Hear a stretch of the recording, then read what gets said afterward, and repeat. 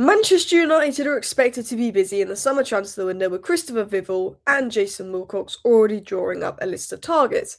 Now, of course, that list of targets could depend on many things, one being Champions League football, as we'd have 100 million more to spend, and the budget can be a bit more expansive, the wages can be a bit more expansive, and of course, who the new manager is. Now, one thing we know about Ineos is they kind of want a head coach, they kind of want a certain way of playing, and a manager to come in and play that way. So a lot of their targets aren't super dependent on a manager, but whoever the next manager is going to have a say on the matter. We also will talk about the outs and everything ongoing, but Manchester United's 5 target shortlist has been revealed for the summer. We're going to break it down. We're going to talk about what the targets would likely be without UCL football, what it would be with UCL football, how other managers could change those targets, the outs, the ins, and more. So, hello, and welcome back to Alice Talks Football, and welcome back to your 10-minute Manchester United news, transfer news, and update roundup show. But I'm going to round up all the latest Manchester United news and our 5 summer targets into a 10-minute video for you guys. I am ill at the moment. I have a cold. I know I look really rough. I know my voice probably sounds even more unbearable than normal. So I do apologise. But let's dive into what Ben Jacobs had to say, and then let's break down the players in each position and, what's more likely, what's less likely, what depends on Champions League football and more. Manchester United are expected to target a versatile left back, 2 experienced midfielders, a left winger, and a striker this summer. If Champions League is secured, the club is preparing for what could be a major transfer window, a huge transfer window if we get Champions League football, and I'll break down what that could be. But Ben Jacobs has revealed the sort of 5 target summer shortlist. Left back that's versatile, 2 top midfielders, a left winger, and a striker this summer. Now, if I was going to be completely honest, because Sesko and Mbuma and Cunha can all play striker, I would personally add a third midfielder in for depth because a guy and Casemiro are leaving, so then there's 2 replacements there. But I always feel like we're 1 midfielder short anyway because a guy is the only depth option that we have. So personally, in my opinion, I think we should be signing 3 midfielders, ignoring striker because I like our striker options, a left back and a left winger. But we're going to break down what this is, what this will mean, who's available for Champions League, who's available if we don't get Champions League, but also what does Ben Jacobs mean by a versatile left back? So it had been reported, I believe, by The Athletic, maybe? I can't remember who reported it. But by versatile left back, Man United want a left back that they believe could play left wing, or a left back they could believe could also play left centre back. Now, if you look at our situation, we've got Heaven and Leacher for left centre back, we've got Euro and Dilip for right centre back next season, but all 4 of those players have had a lot of injury issues, and then Maguire is expected to stay and sign a new deal.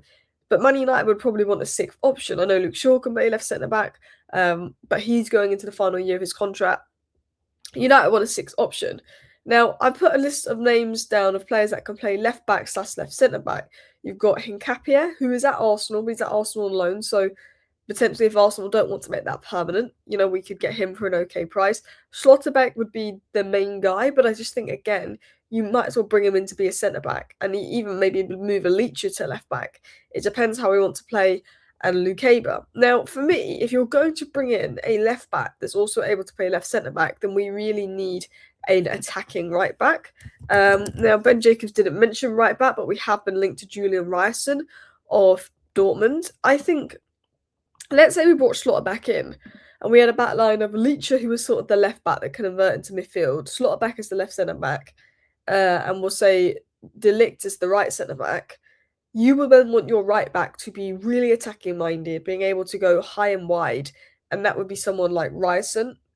You either want a right back that's going to tuck in as a third centre back, which is what Mazraoui can do, or invert into midfield, which is what Dalot can do, and a really attacking, bombing on left back, or a left back that tucks in at centre back, which is one of the versatile options we're looking at, and a right back that bombs on. Considering that our right backs are both quite defensive and we've got 2 solid defensive right backs, I think our best option is looking at a left back that could also play left wing.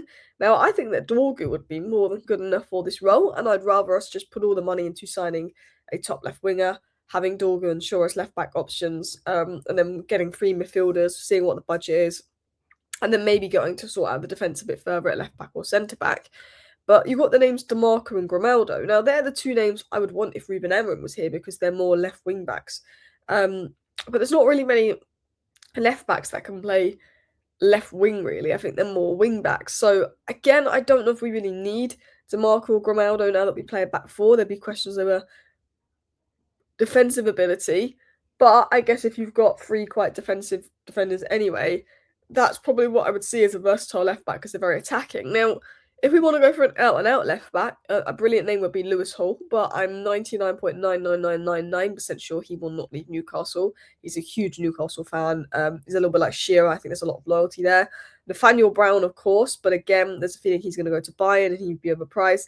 You've got Balde, again, can't see him leaving Barcelona for Man United, but Barcelona want Rashford. Could you ask for a player in return? And then we also are briefly linked to Kuiper of Brighton. Not that I see that happening, but again, it's a name to watch. Sometimes we get linked to the Hernandez brothers, but there's really nothing in it. I mean, for me, I think Nathaniel Brown would be my first choice because I think he's probably the closest to Nuno Mendes, and Nuno Mendes is the type of left back we need.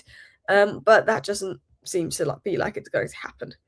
So let's talk about the midfield options. So the main options are Baleba, Anderson, Wharton, Stiller, and Tonali. They are the main options that we've been heavily linked to. They are the five that we are looking at. I think if we get two of those five, I will be very, very happy. Other names we've been linked to are the likes of Sander Berge, Mateus Fernandes, Lucas Bergvall, João Gomes, and even some young players like Muzakitas and Buwadi.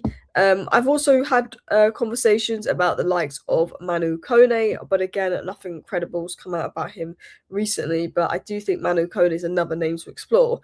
Man United's number one target, if we go back to these, is of course Elliot Anderson. There's a feeling he's going to go to City. Sandro Tonali, I think if you can't get Anderson, should be the number one target, but it will be very difficult to get him. There'll be competition. Stiller, I like, but again, question marks around him. He's not a Casemiro replacement. He's a backup for Maino. I think Anderson and Tonali are probably the best Casemiro replacement options. But one thing I think we should be all over, particularly if West Ham get relegated, is Mateus Fernandes. I think if we got Tonali, Mateus Fernandes, and Bergvall, I think that would be probably my perfect three if we can't, involve Anderson in that. Then we're going into left wing. We've been linked a lot to Yan Diamonde, but he's kind of been linked to nearly every club under the sun. There's a real lack of left wingers in the market right now. So I feel like there's going to be a lot of competition for Yan Diamonde. I've still got questions if he can step up to the Prem and that. And apparently he's a Liverpool fan. Ugh. I know Ekatike is a Man United fan and he's gone to Liverpool, but you know what I mean. You then got Iliman Ndiaye. Again, I know he's played more on the right this season since they've signed Grealish. I know he's got some similarities to Cunha to an extent, but I think Iliman Ndiaye would be a very good player, proven. And then you've got Anthony Gordon, who's a player that I do rate, who I don't think has been amazing lately. I personally don't want Anthony Gordon just because I don't think he's got it to play at Man United. I think Ndiaye's got that. Oh, you know what? He's got that Man United personality. I don't think Gordon has that. Gordon thrives when you can give him a bit of space to run in behind, and he thrives off confidence. We don't give players confidence, and as we get better, teams aren't going to give us space to run behind. So I personally avoid Gordon. Obviously, there's rumours about Rashford return and Carrick wanting him back, but I don't see that happening. Rafael Leao, apparently he's a big Man United fan. I mean, that potentially is one to watch, but again, it would be, I don't see it happening. Tyreek George, apparently we've been looking at. Look, I like him, but again, I don't think he's quite that level yet. He could be in the future. You've got Kvaratskhelia, who I'd absolutely love, but that's difficult to do. And then Rodrigo was once linked to us by, not the most credible source. I doubt we're getting Rodrigo, but I'd be all over it. And then apparently a striker. Now, striker was the name that Ben Jacobs mentioned on our 5-player shortlist that I was most surprised by. Look, I'm all open for Harry Kane coming in and all of that. I just don't necessarily think we need one with Cunha and Bouma and Sesko able to play through the middle. We've also got Xerxes. Bruno can always be that kind of guy. I don't feel like we need a striker. I feel like we need 3 elite midfielders and a left winger. I think they should be the first 4, and then we look at left back, and then we look at striker, maybe we look at left centre back. But for me personally, I don't think we need one. I'd rather get a third midfielder and just really rebuild that midfield. I look at Liverpool, that midfield rebuild they had when they brought Solskjaer, McAllister, Endo, and Gravenberch in the same window, 4 midfielders in the same window, and it lifted them up levels. I want a 3-4 midfielder window with a left winger, to be honest. Igor Thiago, apparently, Man United fan. We've been linked to Harry Kane. There was incredible rumours linking us to Julian Alvarez as well. In terms of other links, we have been linked in terms of quite young players to Mateus Mane of Wolves as a potential second striker option, and also Kenneth Eichhorn as a potential centre mid option. But they are 16 and 18 years of age. They're ones for the future, but it could be ones to watch. Anyway, I hope you enjoyed today's 10-minute video where I basically reveal the 5-plan shortlist. And I was going to talk about how Champions League impacts this. And I think if we get Champions League football, I think we will probably miss. I think if we don't get Champions League football, we'll miss out on a left back and keep Dorgo and Shaw. If we don't get Champions League football, I think it's most likely to be Baleba and maybe someone from the other names linked list below. I think in terms of the wingers, it will be very difficult to know what we will do. I don't think we will sign a striker. I think Matheus Mane could be an option if we don't get Champions League football. I think if we do get Champions League football, our chances of signing a left back increases. Our chances of getting Tonali massively increase. And Jai would massively increase. I don't know what we'll do as striker. Anyway, thank you for watching. See you next time. Bye.